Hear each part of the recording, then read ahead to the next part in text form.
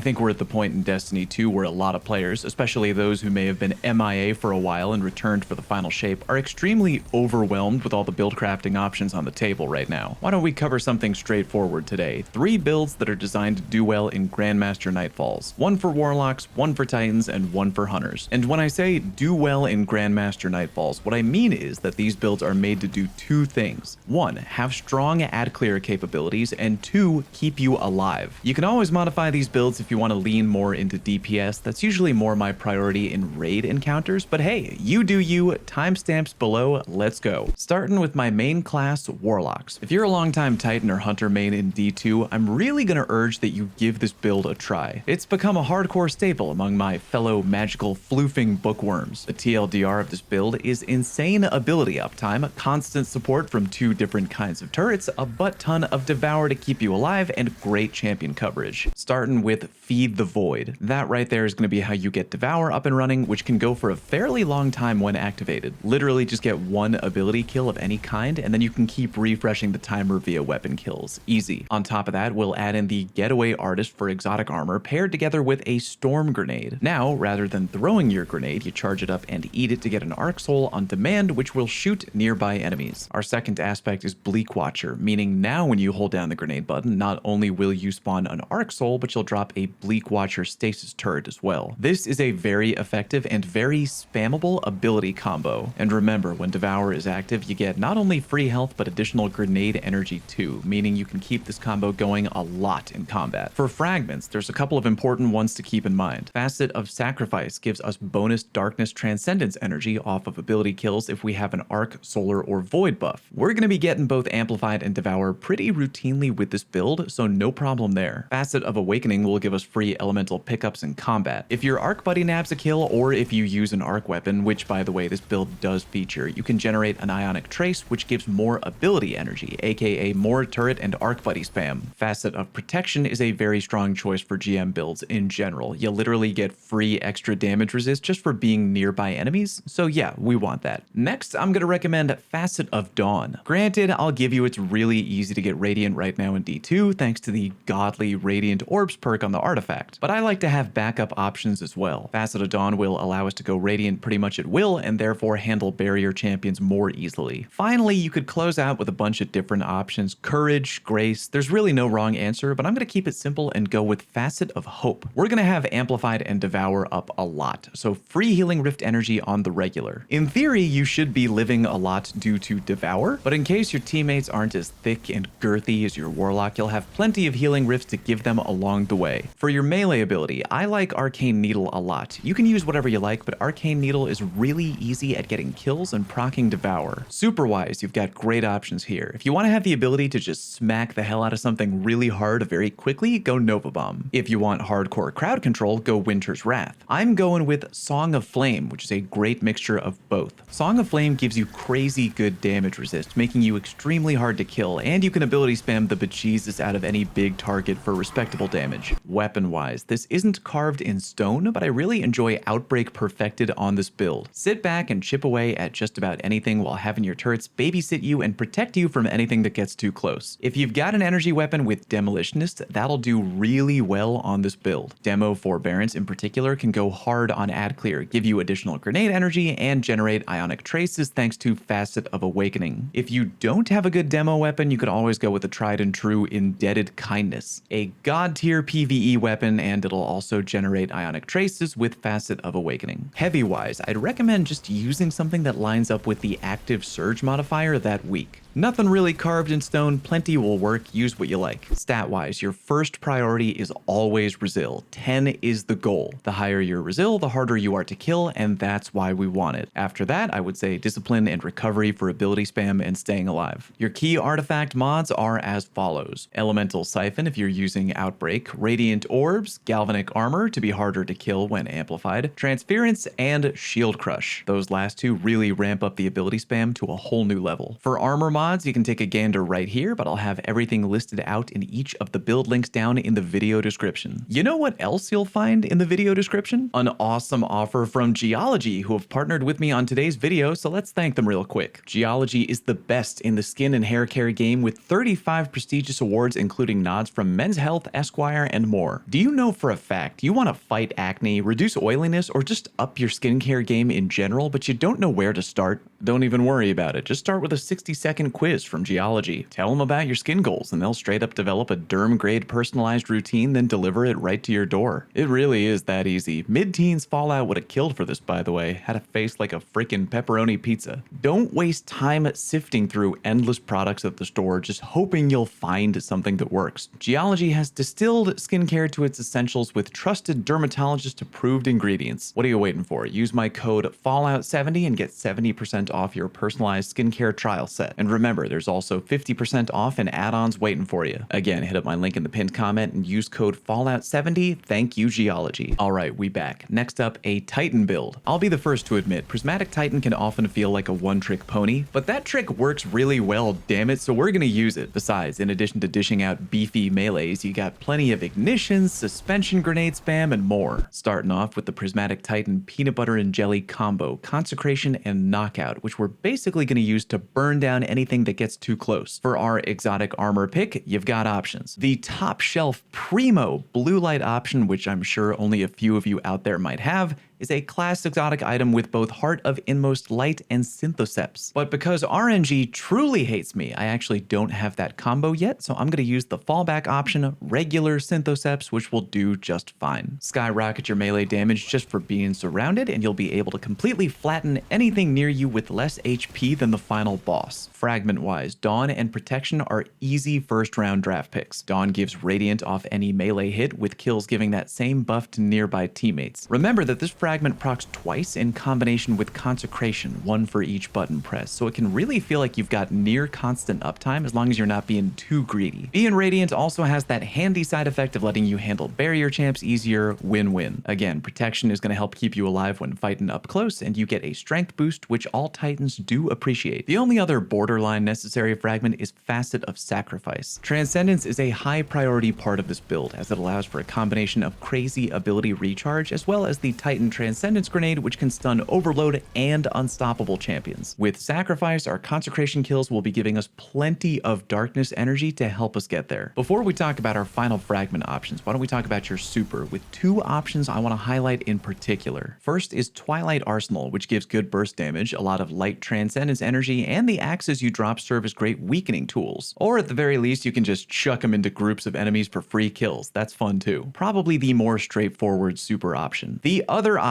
don't laugh, is Glacial Quake. Bear with me here. It might not be crazy strong on its own, but the crystals you create and subsequently break can deal a surprising amount of damage. Big added bonus, if you pair it with Facet of Purpose, you can get free frost armor when you pick up orbs, which can give a solid amount of DR as you start stacking up the numbers. There's also Blade Fury, but to be honest, I'm starting to like that better on straight Strand Titan rather than Prismatic. Getting back to our fragments, I'm going to be spicy and rock both Facet of Purpose and Glacial Quake for free frost armor, but you do you. Twilight Arsenal and Purpose would give you free overshield, and ain't nothing wrong with that. Facet of Courage could make Consecration do even more damage to any enemy tangled up in a Shackle Grenade, which is fun, but I'm going to go with Facet of Ruin to increase Consecration's area of effect. Keep in mind, we do have Solar Fulmination on the artifact as well. That'll only add to the fun. Weapon-wise, one of the best parts of this build is the freedom you find in weapon usage because a majority of your strength is coming from your melee. One weapon I would recommend checking out for this build, though, is we have Witherhoard at home, aka the Lost Signal Grenade Launcher. It can roll Demolitionist if you really want to keep your Shackle Grenade usage up, but its real secret is the absolutely insane amount of darkness transcendence energy it can give you. With as little as 2 shots of this grenade launcher, you can completely fill your entire darkness transcendence bar. Kinda wild, IMHO. In a similar fashion, I recommend a good energy weapon that can give you light transcendence energy, as well as being generally useful for ad clear and champ stunning. Many things can work here. Risk Runner, Heliocentric, Zowli's Bane. But F it, I'm going with Graviton Lance. Now you can plink away from downtown if enemies are far away, and anybody who gets too close to you can get consecrated into the next dimension. For your heavy weapon, I'm gonna parrot what I said for Warlock. Your heavy weapon shouldn't be carved in stone. Go ahead and make your call based on what the active surges are and what your team might need depending on the GM in question. Stat-wise, again, Resil is the #1 priority. Do not run 10 at your own peril. After that, recovery and strength is what you should be focusing on. Key artifact mods are as follows: Overcharged Armory if you're using the Lost Signal Grenade Launcher, Radiant Orbs, Galvanic Armor, Solar Fulmination, Transference, and Shield Crush. Shield Crush in particular is going to be huge if you picked Facet of Purpose, which again, I think you should do. Armor mod wise, here's what we got, and again, build links will be down in the video description with additional information. All right, last but not least, Hunters. I've already made a build video on the Still Hunt Nighthawk Hunter build, and that's kind of overdone at this point anyway. If you want to check out that build and that video, you can check out mine in the video description or any of the million other build videos to that build. But for now, let's do something different. This Hunter build can get some wild damage resist numbers and dish out slow in a way the other classes wish they could do. That's right, we're talking a STASIS Hunter build, and with the addition of Frost Armor in the final shape, you're gonna have fun tinkering around with this build, I guarantee it. Our exotic armor pick is gonna be the reworked Renewal Grasps. With these now granting any ally inside your Duskfield grenade increasing stacks of Frost Armor, this allows a solid combination of safety and support for our teammates while still allowing solid utility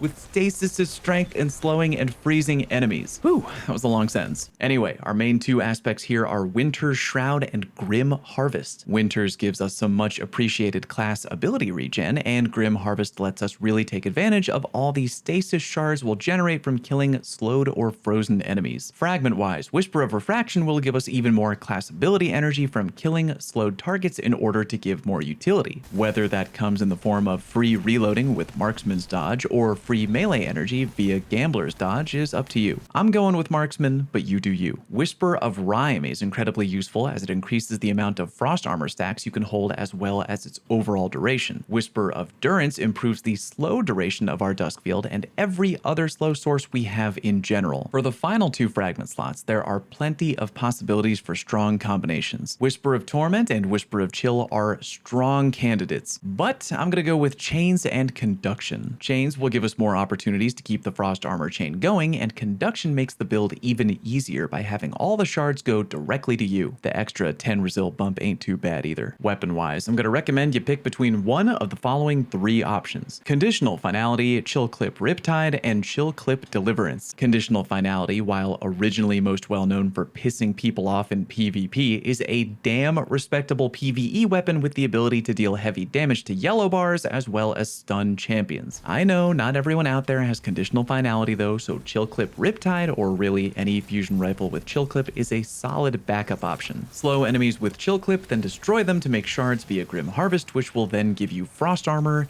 GG easy. Deliverance is extra awesome because it gets both Chill Clip and Demo, meaning boy oh boy, more grenade spam, which is huge for this build. For your energy weapon, it really depends on the GM Nightfall you're doing. If you want to go all out on damage resist, Risk Runner is an oldie but a goodie. Not to sound like a broken record though, I'm going to recommend a reliable primary weapon with Demo. Sorry to beat a dead horse, but Demo is a really good perk in PvE. And especially with this build though, you can spam Duskfield grenades even harder with a good Demo weapon. Like before, your heavy weapon pick is gonna depend on whatever the active surges and champions are. As long as you're dishing out slow and abusing Frost Armor to the best of your ability, sky's the limit. Use whatever heavy feels good to you. Key artifact mods are as follows: Authorized mod Elemental Charge, Creeping Chill, which is great with Chill Clip Riptide by the way, Counter Energy, Shield Crush, and because you'll probably have room for it, Prismatic Transfer. Stat wise, hey, you guessed it, Resil at 10 for maximum staying alive. After that, go ahead and focus on Discipline and Recovery. Armor mods are here, again, full build links in the video description. If you have any builds you really enjoy using, by all means, share them down below. Or if you have a build idea you'd like me to try and make, let me know. Thank you very much for watching. Peace!